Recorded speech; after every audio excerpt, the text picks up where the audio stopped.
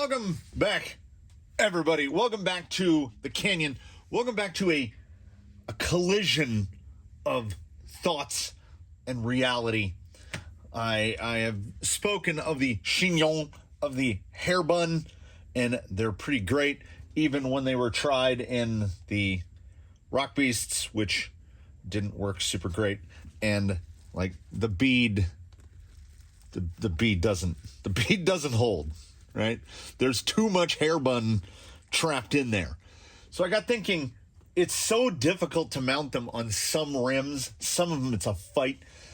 The wider the center ring is, the better off you are. So on like the deep offset SSD clones, they kind of work. But like there's no chance on a ring that wide. And the rings on the SSDs that I mounted are just a little wider than that. I barely got those mounted. And it was kind of the best the Rock Beast had done. So I said, I've got some guys that are here just for testing. We've got Baseline the SE. He's right over here. He's waiting. We've already talked about what's going to happen. I have one finished. And by one finished, I mean, what happens if we take the inner ring from Amazon Dual Stages, from the Tim Tins? Here's the outers. We take the inner, and then we take these little baby hair buns that you can get from the dollar store. And these like, I have to find these on Amazon. Last time I put up the link for them, they were $6 for two, so $12 for a whole set. I don't know if they've gotten bigger or if I just don't remember, but on some tires, you really have to shoehorn these in. It's not easy. And full disclosure, getting to this point right here, I have them in the various stages. This one's done. It's mounted. It feels quasi air down. It feels pretty close to an air down, but I mean, obviously this is much wider than what comes in with air down foams.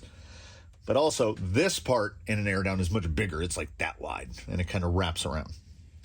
So this is fake air down. Here's one with just the bun installed. And when the bun is in, like they don't come anywhere near. It's this guy that forces it out. Getting this into there and positioning this around the outside of it, like, watch when we... So this is what we're working with. Getting that into position and evenly distributed so that it doesn't have big lumps in it, that's the hard part. But you can see we're kind of working with something. And it, honestly, I don't feel big voids. So this was a thought I had when I was just mounting up tires. We were going through another set of beadlocks. We've got 3 or 4 unmounted sets of rims. So I was working on putting together a wet weather set. And I thought, what's a more wet weather set than a hairbun on a closed cell in a canyon trail? And it feels okay. So what I'm going to do is I'm going to get the rest of them put together. We're going to get them mounted up on Baseline. And on some rainy day coming up here, inevitably, if I have to run a rig out in the rain, might as well be Baseline. He's pretty weatherproofed at this point. And when his bushings and everything gets all squeaky, it'll give me a chance to replace that stuff. So let me get these put together. We'll put them on the rig and we'll see. I mean, are they at least as good as pin seekers? Like, what kind of performance are we going to get out of this? They feel all right, and they feel pretty heavy. But we're going to find out. So as anticipated, it's far easier to mount a hairbun. We're talking half a hairbun now this way. Because when the ring just has to go into that closed cell blue foam, you don't have any problems with anything pinching into the beads.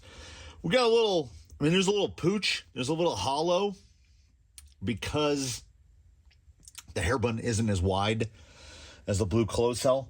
So we will see if and how that impacts performance. Let's start with the correct side. We've got the pin seekers here. The only modification that has been performed to them is that they have been vented. And they still stand unmodified. A great RTR tire. They were mounted to aluminum beadlocks, just, you know, in this case, purely for cosmetics, because I didn't notice really anything in the way of a performance increase going to the alloys. The added weight didn't seem to make much of a difference at all. So I don't think it's critical that you change them off of the plastics, other than, you know, just the looks of it. Plastic wheels look like plastic wheels. I've been debating I've got more scale hardware. I've been debating putting scale hardware in these just because they're a particularly narrow set of beadlocks, and pin seekers are a skinny tire. So we're going to find out if the idea for foams that I thought of about 30 minutes ago, if it's at all valid. And this particular realization of a daydream is just more of the "how cheap are you?" question being answered. I get my canyon trails in one of two ways. I buy a Traxxas vehicle, and it comes with canyon trails. Like, we've got 2 Defenders, we've built a Sport, or I buy them as takeoffs from Jenny's RC somewhere in the state of New Jersey. And I've gotten full sets as low as $18. Now, of course, they do come pre-glued to plastic wheels, which means that you have to go through the process of heating them, baking them, soaking them. You need to get them off the wheels in one way or another. And that's that cost versus labor analogy that I've made many times. I imagine there's a gauge, and on this side of the gauge, so the gauge is like this, and pointing over here, it says labor, and pointing over here, it says cost. If you spend enough money, you don't have to do anything. You can buy $60 3D printed inserts and tires that are $80, $90, $100 a set, and I guarantee you that they will perform at a level, well, I nearly guarantee you that they will perform to a level appropriate to their price.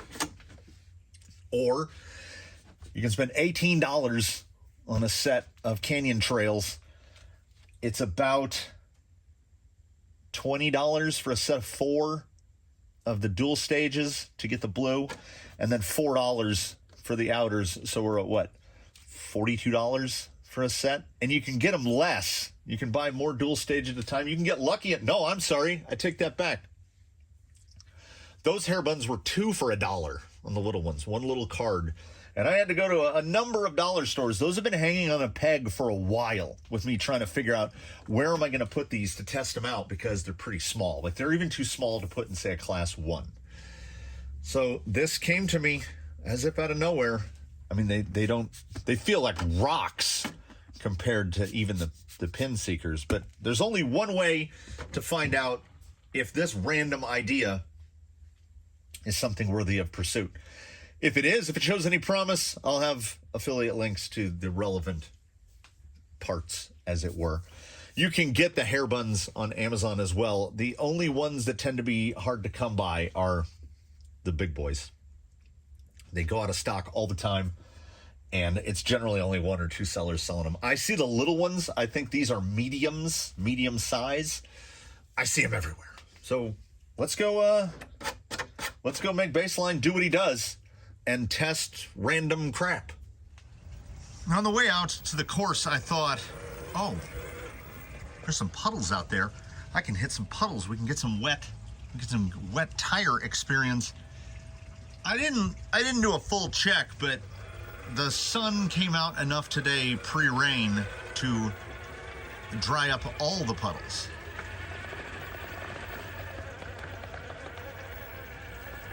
Okay, all right. All right, okay, no, don't, we're not going to attribute anything to it yet. How did that end stay down? Okay, hold the phone. No. I'm having an interior monologue right now, and it is, things are happening that I did not anticipate. I will talk more about that in the coming moments, but for now, I'm just trying to soak this in a little.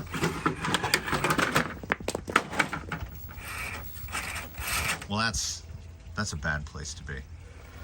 Because while I'm sure this installment is going to be a journey, and my opinions will change and my emotions will ebb and flow,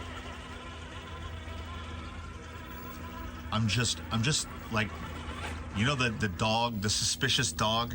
I'm the suspicious dog right now. I'm just squinting at this. Because it's doing something wholly unanticipated. Try this wide shot. That was almost too sure-footed right there. It makes me uncomfortable. Okay. I'm trying to get a rollout here.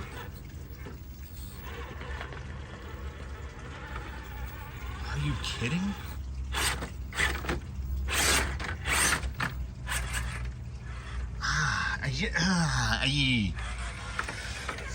There's going to be a lot of noises in this episode, I think. Okay, this side cut. Okay, there's a little hesitation there, but what if we bring it down slow? There's a real slick rock under passenger rear. I'm trying to get around it. There it is. Okay, what's that front end gonna do? Okay, we're in between. It's in the wheelbase right now. Trying to pull that tire up. That right there. What the? I have to remember the terms of service. I have to remember the guidelines for monetization, because exclamatory expletives rest inside me right now. Break over. Any hesitation? What? How? I don't understand. I don't understand.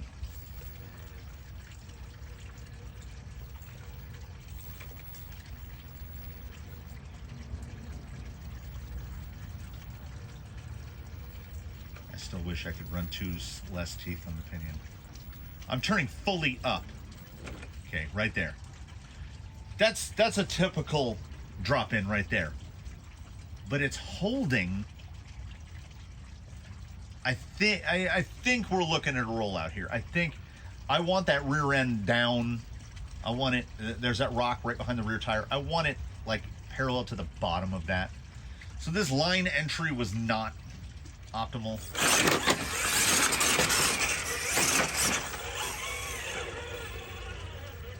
The positionability, oh my God.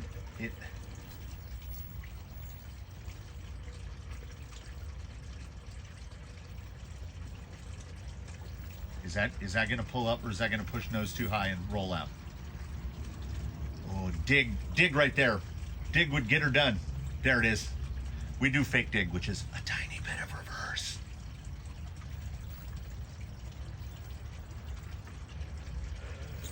Get absolutely out. Get out. Pack your bags, go to the bus station, and get out. Just to my right. Yesterday, there was a puddle that was a good 10 feet across, and it's gone. It's just mud. And loading the tires with mud isn't going to really help me tell what's going on. No!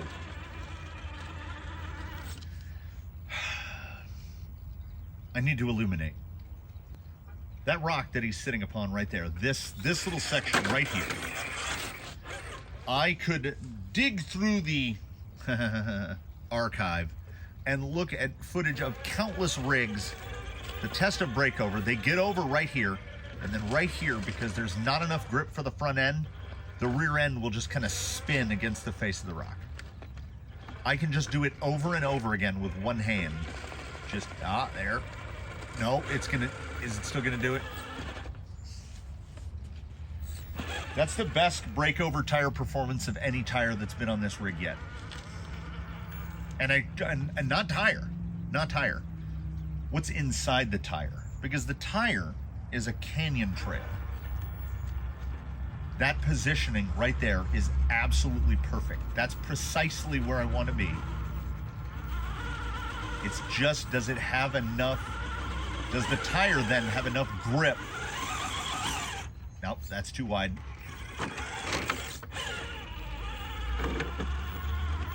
That driver's rear gets into a little pocket.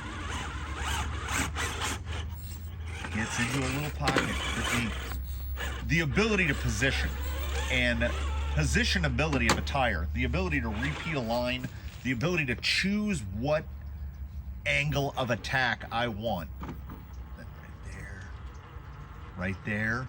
You saw it just for a split second. It tried to grab. I'm just manipulating where the front end is sitting. Back a little this way. I want to get a little bit of each rock. And what's going to happen is hopefully the front end is going to get enough to lift that rear end. It has so much traction that it's trying to push it out past where I want to go. And right there, I don't want to say with absolute certainty and the final word on it, but I think virtually any other tire foam combo that's been on here would have rolled from there already. Passenger rear is 4 inches up in the air. Where it has the tires loaded, it shouldn't be able to hold it. So let's bust out like that. You know what? I'm gonna try straight shot hit. And this is a shot hit that nobody tries because they generally can't do it. You get up on that slick at the bottom, you see it just spin.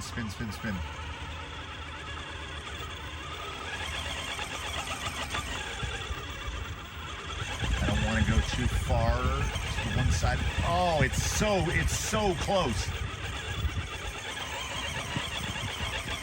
Come on, come on. We're at the limit of traction. That tire just doesn't have quite enough traction. But of all the things, and I would like to say that I'm reluctant to lapse into hyperbole because I feel like hyperbole is kind of there it is. Jesus. Hyperbole is at least a cross street near the intersection where I live, so I get into that zone often. That, and I get there's air quotes around this. Wait, hold on. Let me get here. This foam combo might be the most predictable thing I've ever tried.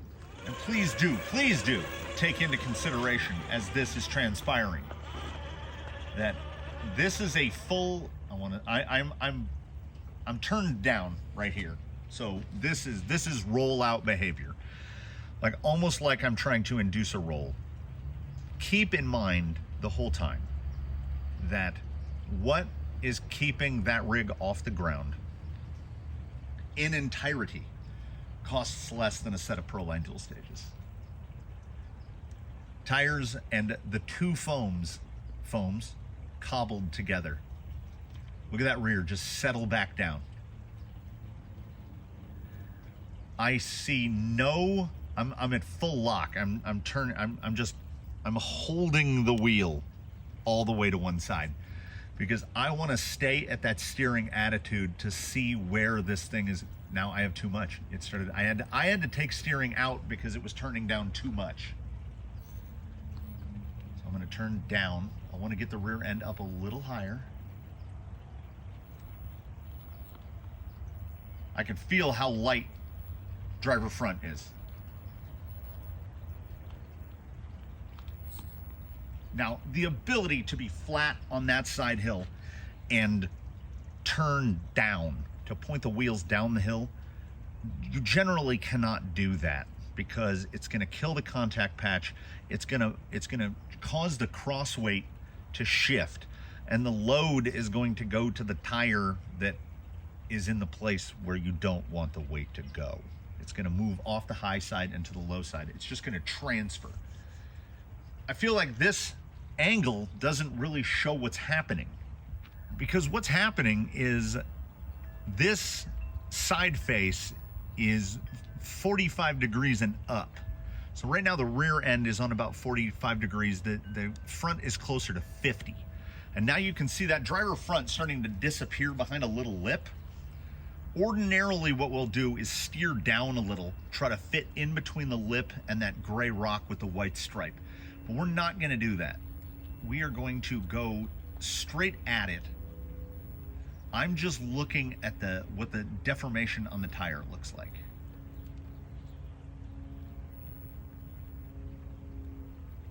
Little slide there.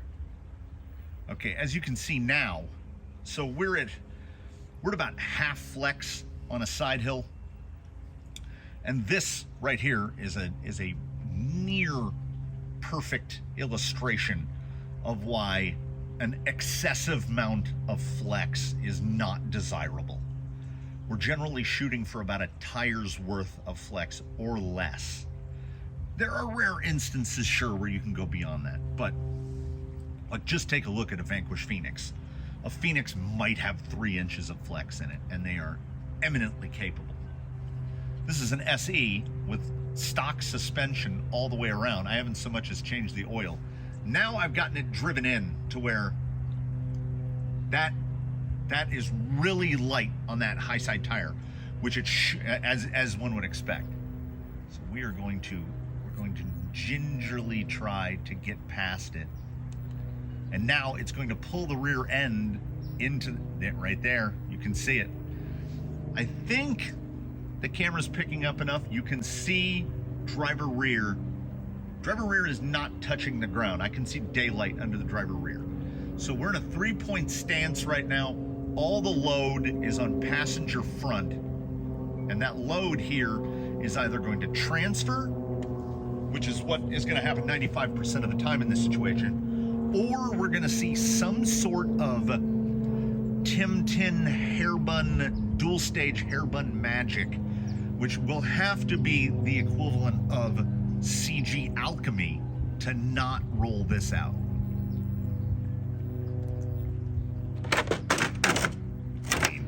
We can't expect the impossible. And to get through that line of entry was deliberately made as difficult as I possibly could.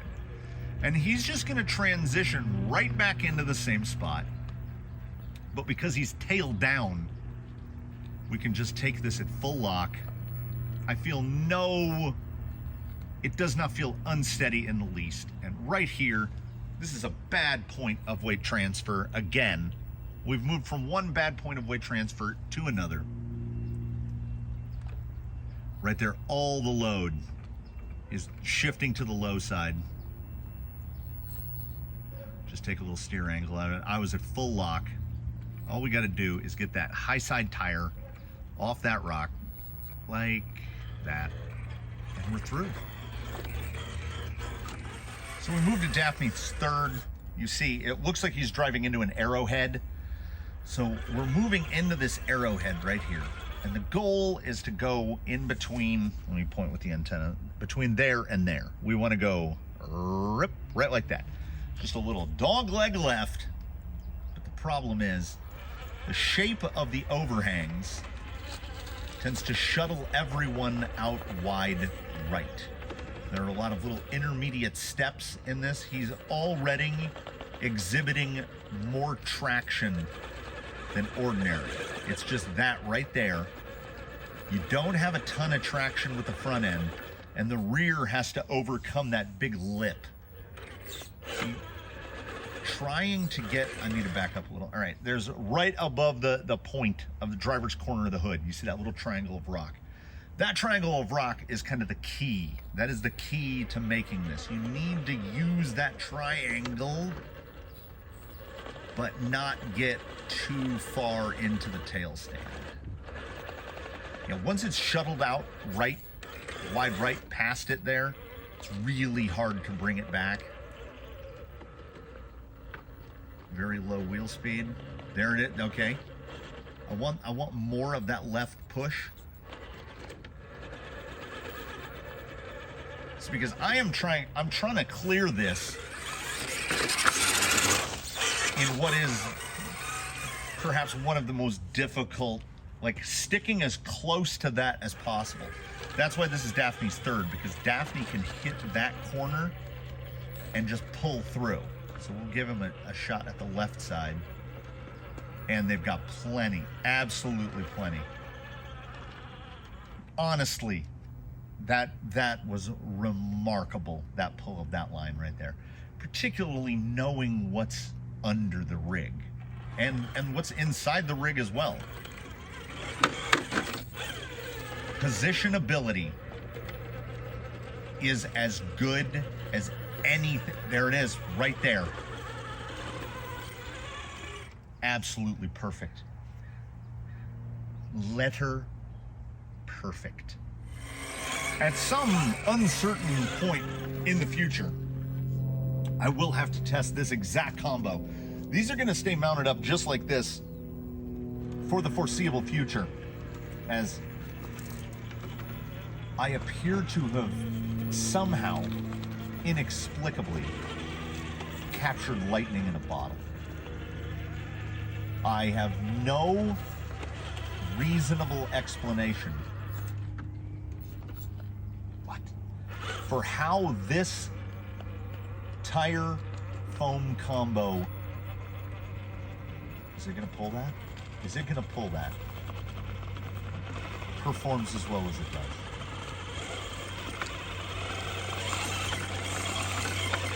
does. It is a very rare instance. Look at the positioning.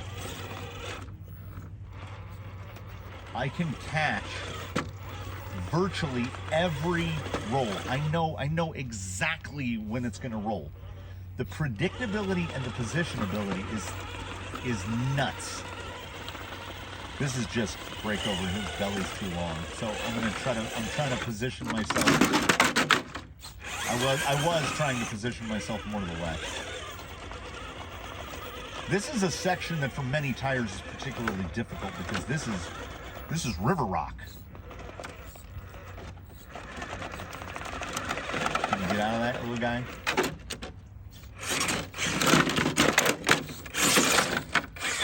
The SE is definitely up there. It might actually be easier to right, to take itself off of its side and back onto its wheels. It might be better at it than the TRX4 Defender.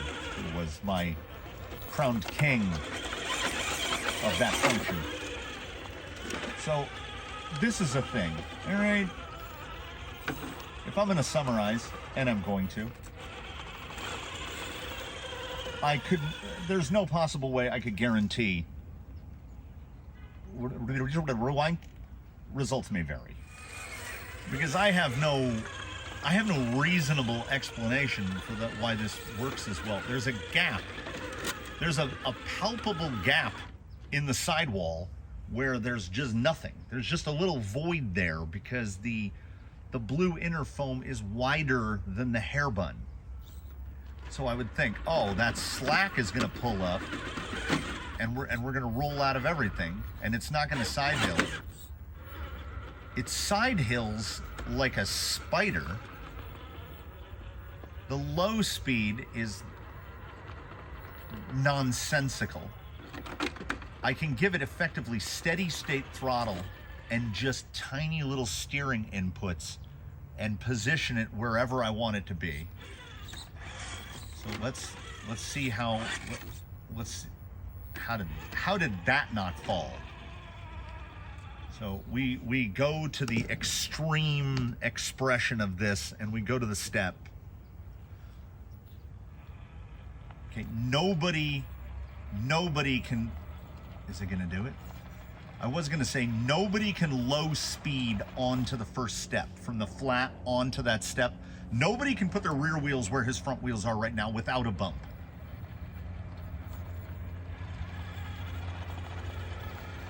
He's getting as close as anyone's ever gotten. He's just, oh, just shuttled out to the side. Oh!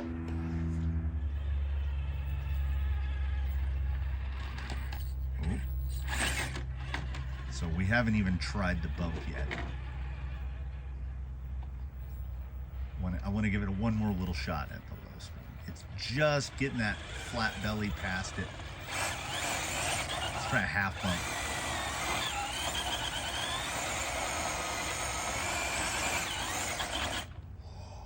Ordinarily, I can't put that much wheel speed through anybody because they're going to catch and release and fly off to one side.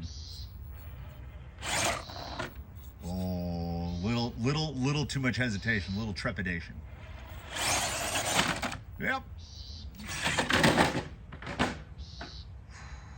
Boy, he's got to endure some stuff, doesn't he? I can never see where he lands, so I have to walk over there and see where he is. But he's been on his wheels every time.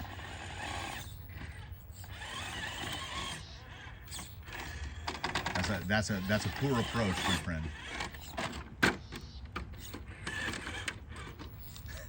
The ability to right this thing. I'm not kidding.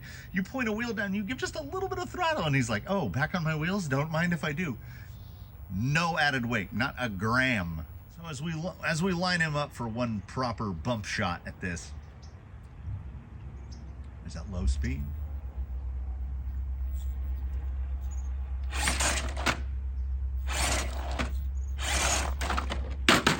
Oh, but again, he gets knocked down and he gets back up again. I ain't never gonna keep him down. So I will say, this may indeed prove to be bottled lightning. I cannot guarantee under any circumstance that one could piece together the same array of inexpensive things and have the exact same result.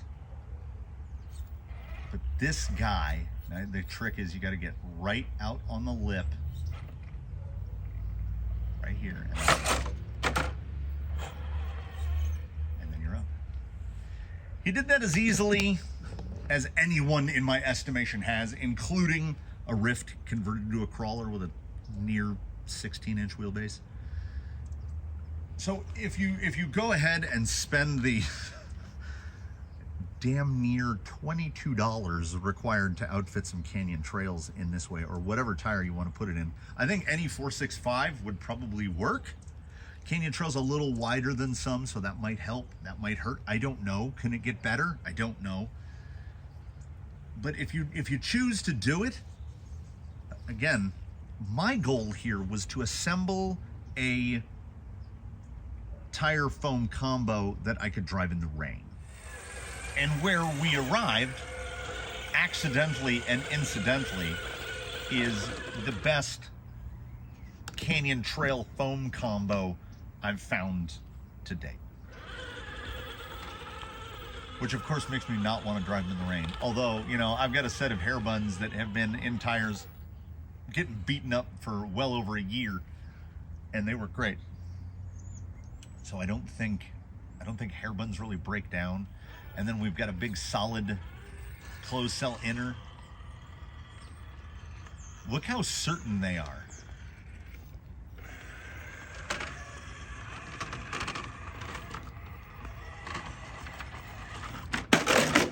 That was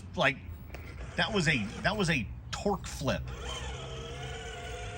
I was trying to drive up a hill in reverse, despite the fact that this rig has underdrive in it. I mean, it's effortless.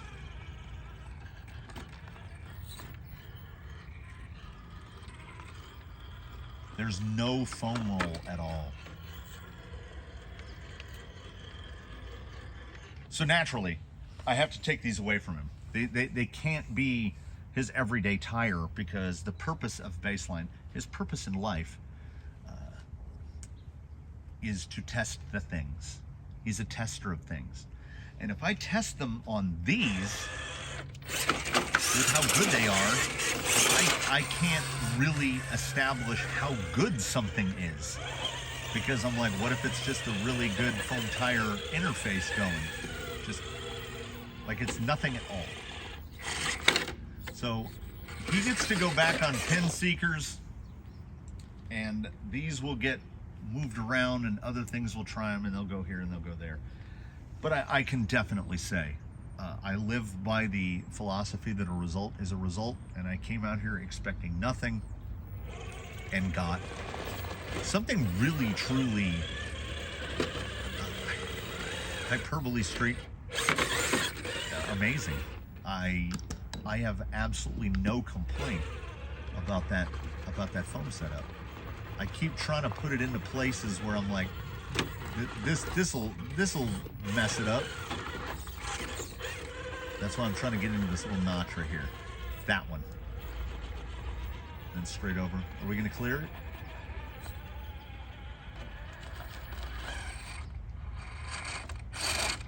And if you can get into a spot,